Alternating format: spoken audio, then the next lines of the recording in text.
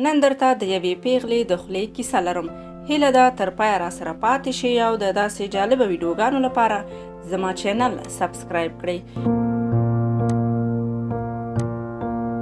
یوه 13 کلنه پیغله وایي چې د مکتب په 10م صنف کې وم او مکتب مو د کوره لرې و، نو په همدې خاطر به روزانه د پلار سره په موټر کې تلم. اول به یې زه تر مکتبه رسولم، بیا به هغه خپلې وظیفې ته تللو. د ورځو نه یوه ورځ پلار مې د ملګرو سره په چکر لاړو او ماته یې پیسې راکړې چې بیا کرایي موټر کې تر ښوونځي لاړه شم.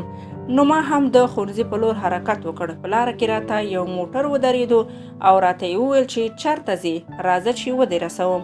ما ورته د خپل ښوونځي ادرس ورکړو. هغه وویل چې راځه رسوم دې. ما وویل 100 روپۍ به رانه واخلې. هغه وویل چې هر څه ستا زړه وي، د پیسو قصه کې مه کېږه. نو زه هم زړه نازړه موټر کې کېناستم او روان شو. په لاره کې راسره ډریور ډیر ګپ لګو، خو ما به په هو او نه ځواب ورکو. اخره کې یې د مکتب پر ځای بل ځای ته بوتلم او د ملګرو سره یې راباندې تجاوز وکړو.